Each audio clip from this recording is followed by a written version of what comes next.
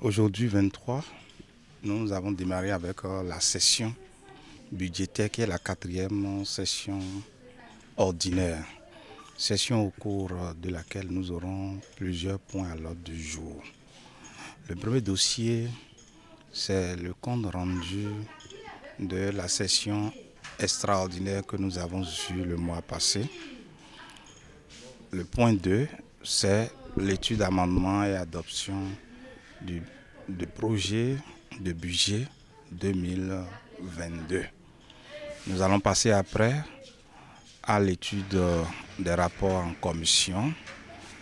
Après ça, nous irons à la délibération sur certaines choses qui sont capitales pour le Conseil. Nous aurons ensuite, pour finir, des communications. Au nombre de ces communications, nous allons écouter le coordonnateur, le médecin coordonnateur 3A, qui va nous parler des nouvelles dispositions que le ministère de la Santé est en train de prendre pour davantage accompagner les élus dans la lutte contre Covid. Nous aurons aussi à écouter les responsables de 5 amis qui viendront nous dire ce qu'ils font pour entretenir nos frères qui séjournent dans leur centre. Mais nous avons évolué très sérieusement à travers le premier dossier qui est passé. Le second dossier, c'était le budget. Et il est important de rappeler, parce que le budget a été adopté et on va s'interroger comment ça s'est passé pour qu'un budget de l'année puisse être adopté en une journée au niveau de la commune d'Avrancourt. C'est la méthode qui nous a conduit à ça. Il s'agit de quelle méthode? Après le cadrage que nous avons eu avec le ministère des Finances au niveau de la préfecture, nous avons planifié le travail à faire de sorte que le budget soit participatif sans considération d'obédience. C'est ainsi qu'au retour de la préfecture, nous avons mis en place par arrêté le comité qui devrait s'occuper de la question d'élaboration. De ce comité est dégagé un sous-comité technique qui prenait en compte tous les acteurs politiques, les sages, les OSC et les artisans et les personnes en situation de vulnérabilité. Lorsque la commission est mise en place, nous avons procédé, le Conseil a procédé à une orientation budgétaire.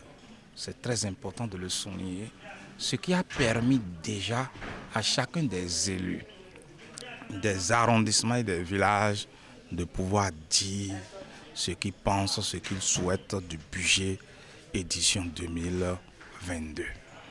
Après, la structure technique a travaillé.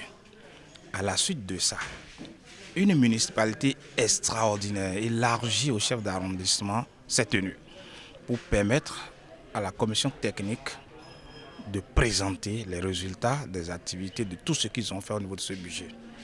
Un recadrage a été fait. Les besoins ont été réexprimés. Et c'est quand ce résultat-là est présenté que nous avons fait ce que nous appelons le cadrage ou encore ce que nous appelons la conférence budgétaire. Au cours de cette conférence, le budget que nous avons vu aujourd'hui a été présenté. Ça a permis encore aux élus de pouvoir faire des amendements. À partir de ce moment, lorsque nous nous retrouvons aujourd'hui et que ces amendements sont pris en compte, il n'y a plus match, il n'y a plus de raison comptable.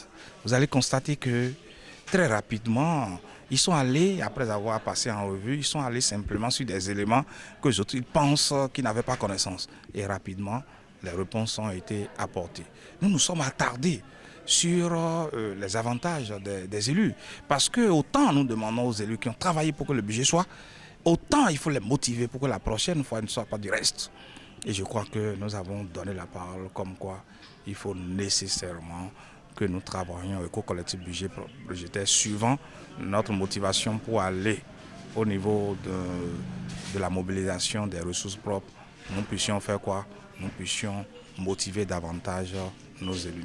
Donc nous venons ainsi de sortir du vote.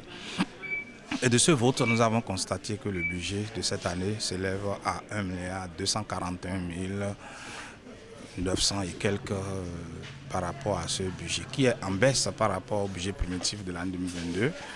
Mais à tout moment, si les ressources additionnelles s'y ajoutent, nous allons faire de sorte qu'il y ait de collectifs budgétaires. N'oublions pas qu'il y a des réformes. Tout ce que les réformes vont apporter, ça susciterait de collectifs budgétaires et nous allons arriver. Je voudrais très sincèrement remercier les élus et souhaiter que l'ambiance de travail que nous avons connue aujourd'hui et souhaiter que l'ambiance qui consiste à chacun de s'y mettre, l'engagement que nous avons eu aujourd'hui, que cela continue et nous aurons les résultats pour l'année 2022. Donc voilà ce que nous avons vécu au cours de cette séance. Nous sommes en pause, nous allons retourner en salle pour continuer les travaux qui prendront la journée du 23, du 24, du 25 pour que le budget, après le budget, tous les autres dossiers soient étudiés en bonne et due forme. Donc voilà ce que je peux dire. La première stratégie, c'est que tous les élus aujourd'hui sont d'accord qu'il faut descendre sur le terrain. C'est vraiment capital. C'est le maire qui s'est chiné à aller sur le terrain avec les collecteurs. Mais aujourd'hui, tous les 25 ont dit faites le programme, faites-nous savoir l'agenda, nous irons sur le terrain. Donc c'est la première stratégie. Nous allons booster. Il y a des endroits où des gisements sont restés et on ne fait pas le recouvrement. Nous allons y arriver. Au niveau de l'impôt, longtemps, certains ont cru qu'on ne doit pas aider. C'est l'impôt, l'homme de l'impôt travaille pour nous. Nous sommes en train aujourd'hui, avec la convention que nous avons avec eux, la nouvelle convention que nous avons avec le TC, qui devient le coordonnateur, le premier chef de recouvrement. Je crois que nous reviendrons pour dire qu'il y a encore plus de ressources et que le budget soit encore augmenté. Nous avons cette assurance avec les stratégies que nous comptons mettre en place. Au niveau des inhumations, vous voyez un peu, nous avons fait un petit calcul. Nous avons 59 villages. S'il n'y a que 2 inhumations correctement évaluées au niveau de chaque village, au prix de 25 000 francs, ce que ça fait. La maîtrise des bâches, la sonorisation, ne serait-ce que ça permet déjà de régler le problème que nous avons en matière de ces sous-là. Donc nous avons l'assurance. C'est vrai, avec la réforme, le fonds FADEC va disparaître au profit du fonds FIC. Mais nous ne comptons pas sur les ressources de l'État. Nous comptons sur nos ressources propres pour faire face à nos réalités dans notre commune. C'est très important. Nous devons remercier la population. Vous avez constaté leur présence au niveau de la salle. C'était vraiment important. Et que la population, quand nous allons sensibiliser, quand nous allons apporter des éléments, il faudrait qu'ils nous suivent. La population est aguerrie davantage à ce que nous faisons.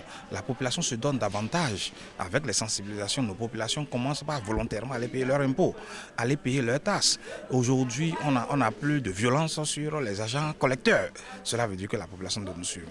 Et là, nous les rassurons parce que la reddition de comptes, on est passé de 2 redditions de comptes à 4 redditions de comptes déjà. Nous ferons une dernière reddition de comptes, ça en fera 5 pour la commune d'Avrancourt. Nous devons réitérer parce que la population nous donne les moyens, doit savoir ce que nous faisons des moyens, dont on les rassure que les 4 redditions de comptes sont encore prévues pour l'année 2022. À partir de ce moment-là, il ne devait plus avoir de difficultés. Donc c'est de les remercier. Remercier les sages.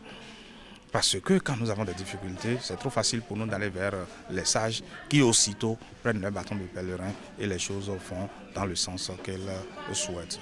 Donc nous devons beaucoup à la population, nous devons continuer par travailler avec elle pour que le projet que nous avons au niveau de Mléa puisse quand même être recouvré en bonne et due forme.